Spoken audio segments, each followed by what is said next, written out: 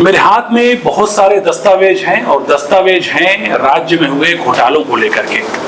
बहुत सारे लोग बहुत सारी बातें करते हैं, खास तौर पे जिस तरह से छत्तीसगढ़ में जो घोटाले हुए हैं उसको लेकर के, और खास तौर पे जब कोयला घोटाले की बात सामने आती है तो कई तरह के प्रश्न खुद ब खुद सामने आ जाते हैं। मेरे पास में भाजपा का ये आरोप पत्र है जो विधानसभा चुनाव से ठीक पहले भाजपा ने जारी किया था। इसके अलावा बहुत सारे दस्तावेज हैं और इसके साथ ही मेरे साथ इस पूरे घोटाले को समझाने के लिए किस तरह से घोटाला हुआ और किस तरह कार्रवाई नीतिगत तौर पर होनी चाहिए, इसको समझाने के लिए मेरे साथ विशेष रूप से मौजूद हैं नीतिगत मामलों के जानकार हैं पीयूष मिश्रा जी। पीयूष जी, आपका बहुत बहुत स्वागत है।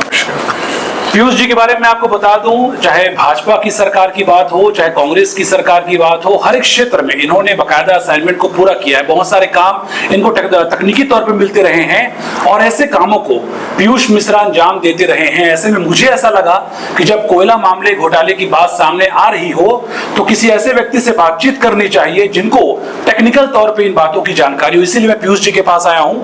पीयूष जी, छत्तीसगढ़ में खनिज संपदा अकूत मात्रा में है और जिस तरह से हम देखते हैं कि लगातार एक छत्तीसगढ़ महतारी का शब्द लगातार हमारे जहन में सामने आता है, लेकिन यह भी हमको देखने को मिला कि इसी छत्तीसगढ़ की छाती को यानी कि कोल को पूरी तरह से चीरहरण कर दिया गया। क्या लगता है आपको, आखिर इसके पीछे उद्देश्य क्या रहा जिन्होंने किया, और जिस तरह पूरा एक सिस्टम बना के काम किया गया, आप कुछ छत्तीसगढ़िया हैं, क्या कहेंगे इस पूरे घोटाले को लेकर के? देखिए, जहां पे गुड़ होगी मक्खी तो वहां हमेशा रहेगी। तो इस तरीके से छत्तीसगढ़ आप देखें एक लॉन्गिट्यूडनल स्टेट है हमारा, पूरी लंबाई में है इसका क्षेत्रफल, और यहाँ पे जो खनिज संपदा है वो प्रचुर मात्रा में है। आप देखें तो कोयले का भंडारण हमारे पास देश का तीसरा सबसे बड़ा भंडारण है, आयरन ओर का दूसरा सबसे बड़ा भंडारण है, टिन हमारे यहाँ 35% होता है, लाइमस्टोन 16% होता है, और ये सब तब है जब हमारी ओवरऑल क्षेत्रफल आप देखें तो सिर्फ 4.5% है और उसका आधा जनसंख्या का हमारा शेयर है 2%। तो इतने कम जनसंख्या वाला, इसको कहा जाता है, एक फिजिक्स में भी टर्म आता है एफिकेसी। तो कम से कम लागत में ज्यादा से ज्यादा उत्पादन देना, तो वो कंट्रीब्यूशन छत्तीसगढ़ का देश के लिए रहा है। जी, अब कोयले की आपने बात की, ये बात तो सही है, कोयले में कुछ तो गड़बड़ हुआ है। इसमें बहुत ज्यादा ये कह देना कि ऐसा हो गया है, मैं इसलिए नहीं कहूंगा क्योंकि अभी मामला सब जुडिस है, लेकिन बहुत सारे कड़ियां जो जुड़ रही हैं। तो एक अंग्रेजी में कहावत है, अब lot many coincidences are not coincidences. तो ये कोइंसिडेंस नहीं हो सकता है। जिस तरीके से आपने बताया, बकायदा सिस्टम के इन्वॉल्व होने की भी अंदेशा पुष्टि भी हुई है। 25 रुपए प्रति टन जो है जिस तरह से लिया जाता था, इसकी पुष्टि भी हो चुकी है और लगातार भाजपा इसको मुद्दा भी बना रही है, आम लोगों की भी चर्चा का विषय है ये। जी, मैं तो कहूंगा इनफैक्ट अब किसी पॉलिटिकल पार्टी का सबसे बड़ा सक्सेस ये होता है कि आम लोगों के बीच उसको चर्चा में ला सके किसी घोटाले को, और मेरे ख्याल से एक ऑपोजिशन का भी धर्म वही होता है जो शायद भाजपा कुछ हद तक कर पाने में सफल रही, जिसका परिणाम असेंबली इलेक्शंस में मिला भी। इसमें जो सबसे ज्यादा समझने वाली बात है वो ये है कि इनका मोडस ऑपरेंडी क्या था। बिल्कुल, मैं तो ये कहूंगा कि यहाँ पे ये अपने आप में जिस तरीके से आप देखें, अब जैसे अब मैं आपको एग्जांपल दूंगा कि प्राइवेट सेक्टर का भी मेरा अनुभव है। जोमेटो क्या है कि लोगों को खाना जो है लेने में समस्या होती थी, घर तक खाना पहुंचाने की समस्या को सुलझा दिया गया। बिल्कुल, तो ये होता है एंटरप्रेन्योरशिप, सोसाइटी की समस्याओं को सुलझाना। बिल्कुल, मैं ये कहूंगा कि यहाँ पे जो कोल स्कैम का जो पूरा मोडस ऑपरेंडी था वो इस स्कैम के क्षेत्र का एंटरप्रेन्योरशिप है। जिस तरीके से ऑनलाइन सिस्टम कहीं भी होता है, चाहे मनरेगा का डायरेक्ट बेनिफिट ट्रांसफर हो, पेंशन योजना हो या फसल बीमा योजना का राशि स्थानांतरण करने वाली बात हो, सब कुछ ऑनलाइन हो रहा है। ऐसे समय में जो आप 2015 का जो आदेश देखें, वो भी directorate of geology and mining से जो हुआ वो ऑफलाइन करने का हो गया। बिल्कुल, अब यदि इसमें कोई कहे भाई सर्वर इशू है, तो सर्वर इशू वाली बात कौन समझेगा? हमारे फोन पे पेटीएम में सर्वर इशू क्या था, ये दिख रहा था, ये आप कहना चाह रहे हैं? ये बहुत हद तक साफ था, और ये सबसे बड़ी विडंबना है कि ये बात समझने में इतना टाइम लग गया कि 2 साल में जो फिगर्स आ रहे हैं वो बहुत ज्यादा चिंताजनक है कि 540 करोड़ यानी हर दिन का 75 लाख रुपए जो है वो छत्तीसगढ़ का बर्बाद हुआ है, और गलत लोगों के जेब, यहाँ जो मेहनती लोग हैं उनके मतलब जेब पे डाका डाला गया, कुल मिलाकर के उनके पेट को काटा गया। मैं तो ये कहूंगा कि उनके पेट को काटा ही नहीं गया, उनके साथ एक बहुत क्रूर और भद्दा मजाक हुआ है। ये पूरा एक, मैं तो कहूंगा कि जैसे एक बड़ी कंपनी एक कॉन्ग्लोमरेट कहलाती है, यहाँ पे ये सिंडिकेट नहीं है, ये प्योरली एक गैंग का काम है। और इस गैंग में जो नाम आ रहे हैं वो इतने चौंकाने वाले और इतने जिम्मेदार पदों पे मैं यही पूछने वाला था आपसे। जिस तरह से हम देख रहे हैं इस पूरे अगर विषय की बातचीत करें तो आईएएस जो हैं जिनका काम होता है सीधे तौर पे योजनाओं को बनाना, पॉलिसी मेकर वो लोग कहलाते हैं, और आम लोगों के बीच किस तरह से उस पॉलिसी को पहुंचाया जाए ये जवाबदारी रहती है। लेकिन इस अगर पूरे मामले को देखें, मेरे पास एफआईआर की कॉपी भी है, जिस तरह उन्होंने प्रॉपर्टी लगातार बनाया, जिस तरह से अकूत संपत्ति इनके पास में आ गई, अलग अलग लोगों के नाम से प्रॉपर्टीज लेना, तो ये तो कह सकते हैं कि बाकायदा सिस्टमेटिक वे में और एक बहुत प्लानिंग के साथ भी किया गया है। पीयूष जी, इसमें जो आप कह रहे हैं वो अक्षरशः सही है, क्योंकि यही रिपोर्ट्स कह रही हैं, हम नहीं कह रहे हैं। और इसमें जो आपने एफआईआर की कॉपी अभी थोड़ी देर पहले आप मुझे दिखा भी रहे थे, उसमें ये देखिए कुल मिलाकर के जो आईएएस ऑफिसर्स होते हैं या जो भी बड़े पदों पे लोग होते हैं उनको पावर दिया जाता है आपके काम करने के संरक्षण के लिए। हमारे यहाँ इंडिया में जब से आईएएस आईसीएस की प्रणाली रही है, एक फेसलेस ब्यूरोक्रेसी की बात होती है। फेसलेस ब्यूरोक्रेसी मतलब आप करने वाले हैं, आप इंप्लीमेंटिंग एजेंसी हैं, आपको सामने नहीं आना है। अब थोड़ा सा परिवेश बदल गया है। अब आप एक आम आदमी से ऑफ कैमरा यदि पूछें तो मोस्टली लोग आईएएस आईपीएस बनने के लिए उसको एक जॉब अपॉर्चुनिटी की तरह देखते हैं, बल्कि ये है एक सेवा, आप देश की सेवा कर रहे हैं। यदि कोई आदमी आईआईटी आईआईएम से होके आता है, मेरे भी कई मित्र हैं, उनको ये कहने में बड़ा आनंद आता है कि हम बड़ा बड़ा पैकेज छोड़ के आए। अरे बड़ा बड़ा पैकेज आप छोड़ के आए हैं, आप यदि कलेक्टर हैं तो आपके पीछे 1-1 करोड़ रुपए महीने के खर्च हो रहे हैं आपको सुविधा देने में, और वो संरक्षण है आपका। वो संरक्षण इसलिए ताकि आप बिना किसी दबाव के, बिना किसी पॉलिटिकल प्रेशर के काम कर सके। आपको यहाँ पे वो कमाने का एक माध्यम नहीं बनना है।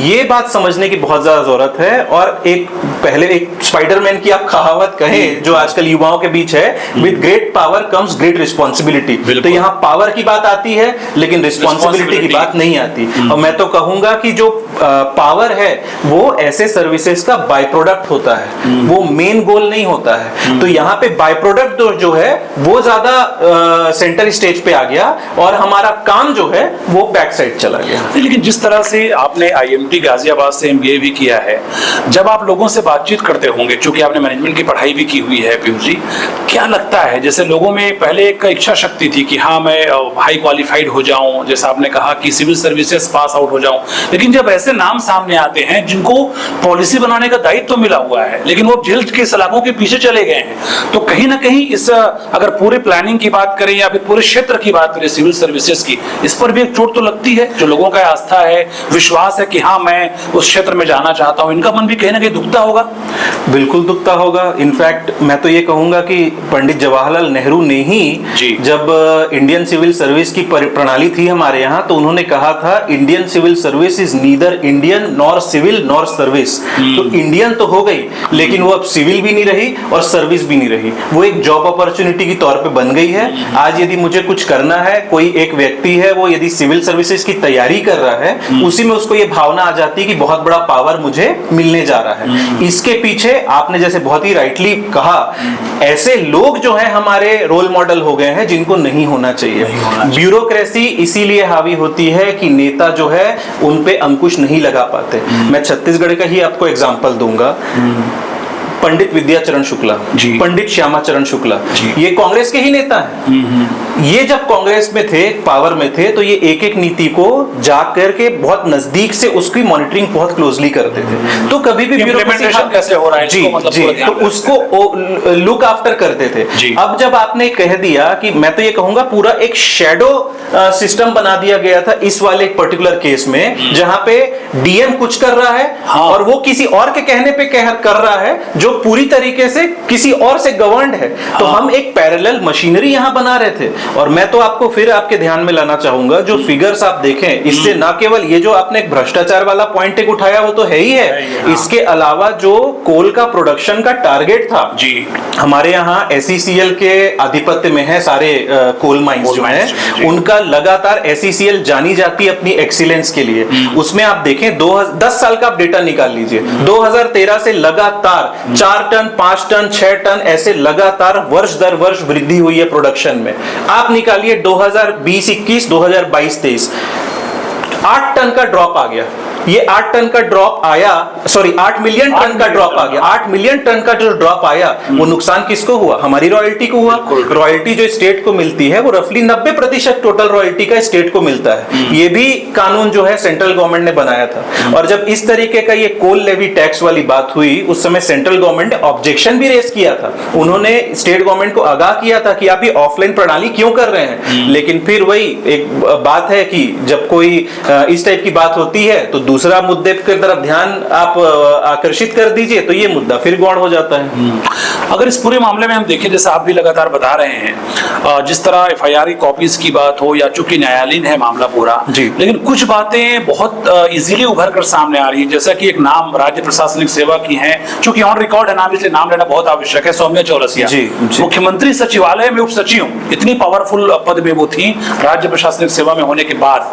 रानू साहू जो फिलहाल जेल के भीतर हैं, समीर बिश्नोई जो चिप्स के सीईओ रहे हैं। जब ऐसे नाम सामने आते हैं तो ये लगता है, जैसा आपने भी कहा, कि एक खंडवार तरीके से काम हुआ है पूरा, कि हाँ एक आदमी मॉनिटरिंग करेगा, वो दूसरे को जिम्मा देगा, दूसरा तीसरे को कहेगा।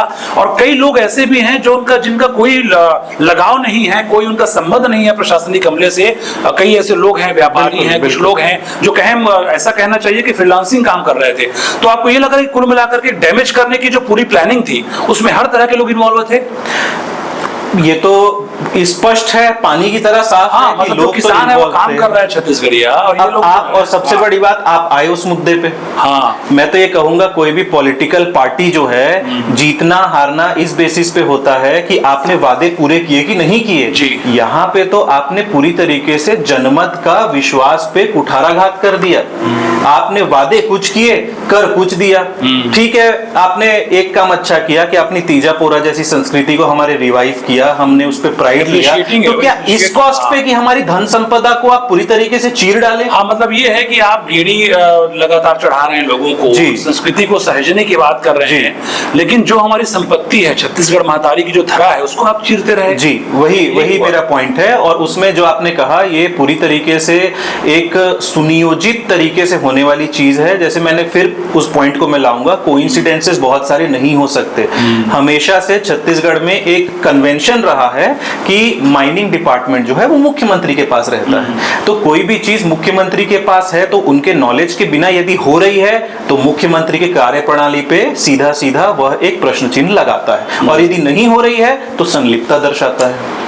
लेकिन मेरा सवाल इसमें यह है कि जो आम छत्तीसगढ़िया, चूंकि आप भी छत्तीसगढ़ से हैं, गोविंदा की बात करूं, पोपटानी जी की बात करूं, जो लोग हमारे साथ सहयोगी ग्रुप में यहाँ पे हैं, हर कोई जो यहाँ पे रहने वाला छत्तीसगढ़िया है, उनके मन में तो एक बहुत ये धक्का लगने वाली बात होगी कुल मिलाकर के, क्योंकि जो लोग जिन पर दायित्व था सरकार को चलाने का वो जेल के भीतर हैं, और हम भरोसा करते रहे गए जनप्रतिनिधियों पे, अपने प्रशासनिक अधिकारियों पे। तो कुल मिला के भावनाओं से भी कुल मिला के खेला गया है, ये मान के चले।